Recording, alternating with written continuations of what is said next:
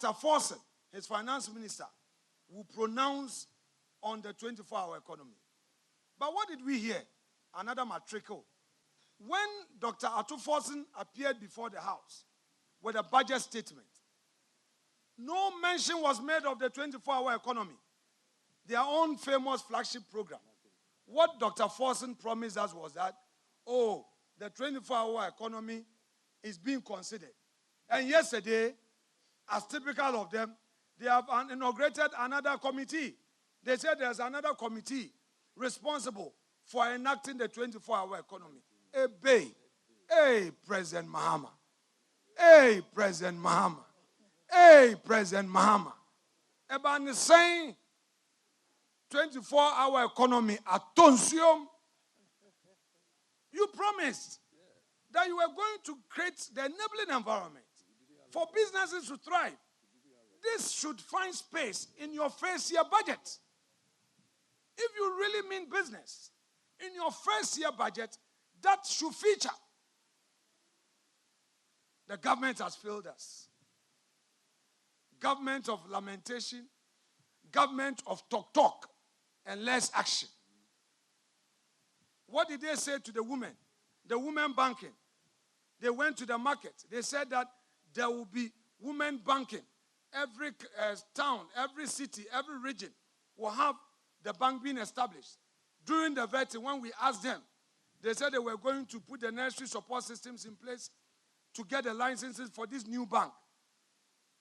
In their 2025 budget, the Women Banking Initiative was allocated a paltry sum of 50 million cedis. 50 million cedis. And to me, the market women in Winneba, Yamobia 2,000 Ghana cedis cry. Ebe, President Mahama. Ebe, President Mahama. Ebe. Menyo low. Menyo. Yeah.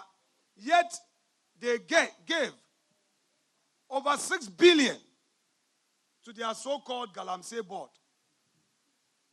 That gold board that they established. What is it for? Convert $275 million into cedis and get the cedi. They abandoned their own flagship initiatives and agriculture. Agriculture in the budget, they only allocated a paltry sum of 1.5 billion cedis.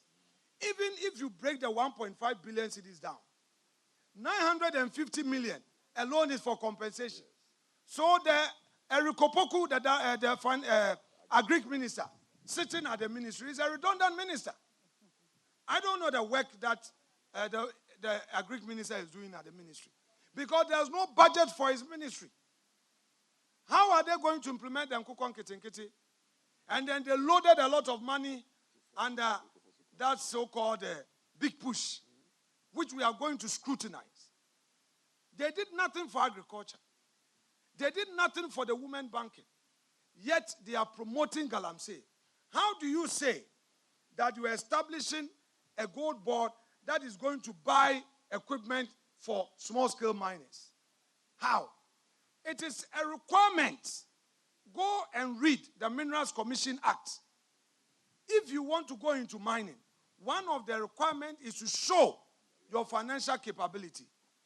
You must show that you have the means to go into mining. So if a government tells you that it's going to buy equipment for miners, you should take it with a pinch of salt. What they are telling us indirectly is that their party boys involved in Galamsey are going to get equipment. And they say they are going to give them soft loans. Really? Government going to give loans for mining? They should tell us plainly that they are rather buying equipment, giving them money to promote Galamsey. And that is what we see. Now, they themselves are undertaking some false praise and making some claims. They claim that the cedi is strong because of the government's effort. I am a businessman. I will be happy any day if our local currency is strong. because that would help grow the business of Ghanaians, including me, who is a private sector player. But that is not the case. In this government administration, we know all they know is deceit. They are claiming credit for what they have not achieved. We know on the global stage, the US dollar itself is having its own challenges. Recently, the ICE US dollar index, measuring the dollar's strength against a basket of major currencies, indicated that the US dollar has slipped below 100 as market rule from rising sell America sentiment. The dollar is weakening not because the cedi is strong, but because investors are losing faith in the greenback itself. As Nigel Green, CEO of the Vier Group, warned just last week, quote, dollar dominance is being critically diluted. Trump's erratic tariff policies, investor disillusionment with U.S. equities and bonds, and global power realignment are fueling this slow but seismic shifts, end quote. So this is not an NDC miracle. This is a global monetary turbulence. This is currency recalibration on a planetary scale. So I'm telling the finance minister, go and pay the suppliers. Go and pay the contractors. The contractors must get back on the road. Government construction project must resume. Pay the contractors and stop holding back people's money. Now, there may be some few steps forward. We, as a responsible minority, will be objective. What are those few steps forward? Well, we are aware that they managed to take away the e-levy, betting tax, and emission levy. That they have said so. But the real issue is that the promise of no academic fee policy for first-year students. They continue to talk about it. Have those students had the refunds made? When Akufo-Addo promised free SHS, it was contained in his first year's budget. Students were not asked to pay for later refund. No. They promised Ghanaian students in the university. What they are telling them is that, we are going to do it. But it's not a talk that we are after. We must equally be clear that some of the achievements that they were talking about yesterday fell far short of the scale and the urgency of the promises they made to the ordinary Ghanaian. You can't just talk about some few achievements that in real terms have no impact on the economy. If you want to talk about achievement, talk about achievements that have made profound impact on the economy. And we invite them to a debate. Their lucky parliament is on break. But we hold on to our submissions and deal with them on the floor of the House. They should tell us the so-called achievement. What real impact have these achievements made on the economy? Zero. Let me quote a policy analyst, Michael Kosi Dede. He noted on Channel 1 TV, that only 9 out of 26 items in President Mohammed's 120-day contract have real substance. The reset, he said, are, quote, largely symbolic and cosmetic. I couldn't have agreed with him more. I adopt this submission as though they are mine.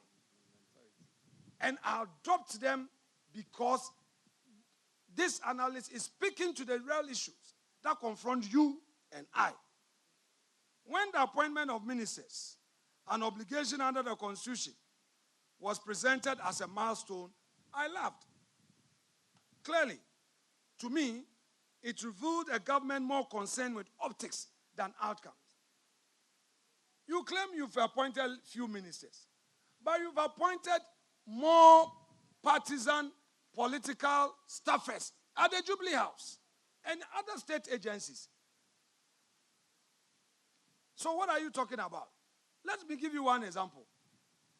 Honorable Felix Kwachi Ofosu, the Minister of State responsible for government communications. We are told that the ministry was collapsed, and he is there as government spokesperson. But he has some 3 deputies.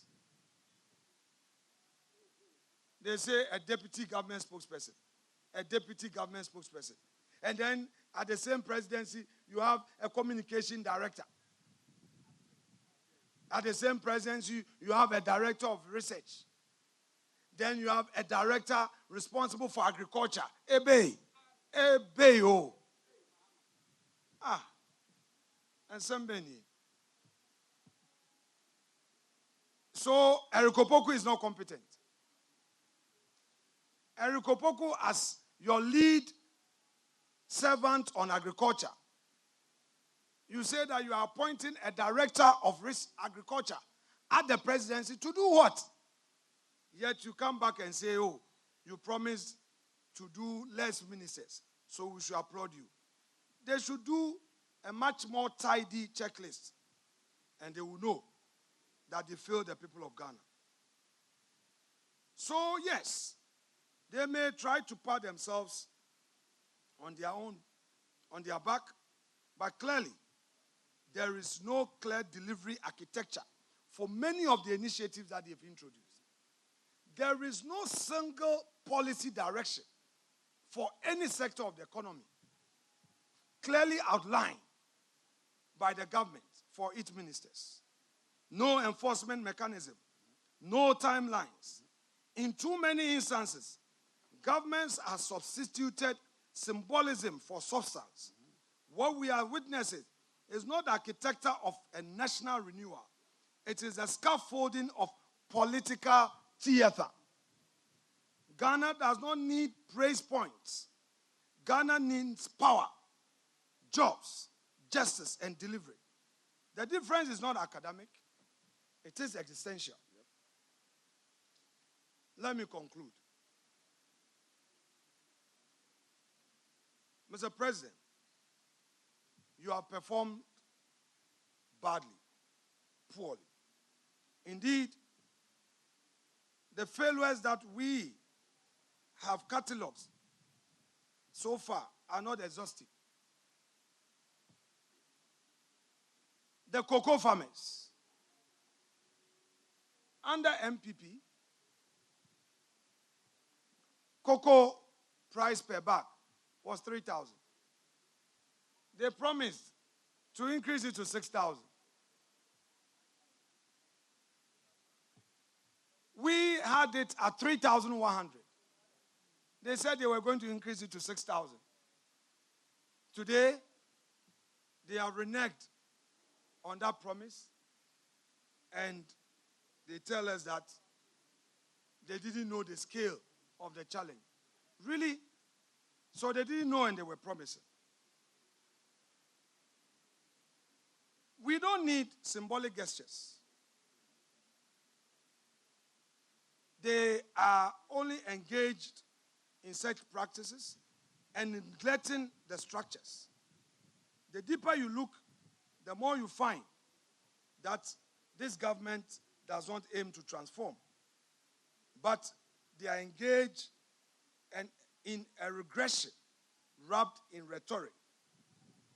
Mr. President, you promised truth, but so far we are seeing evasion. Mr. President, you promised inclusiveness. Today, you are serving us with exclusion. Your Excellency, you promised partnership. But what we are experiencing from your government is punishment. You promised prosperity. What do we see today? Paralysis. NDC, I say to you, you've broken your promise. You have abandoned your own sacred oath as a government. You have abandoned your own manifesto. You've trampled upon the hopes of the nation in search of a meaningful continuity. But this country will not surrender. We, the minority, the mighty minority, will not sit back as we redefine and ruin reforms. We will not let you stretch your stay or mutilate the Constitution. After 120 days, we clearly see your schemes.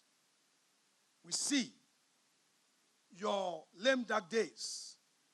We see a government without hope. We see bitterness along the way. But we promise the people of Ghana that we will stand by you, we will stand with you, and we know that come the next cycle of elections, NPP will have an opportunity to reset this country on a positive footing for a better Ghana. Thank you so much indeed. Yeah. May God bless our homeland Ghana and make us great and strong. Yeah.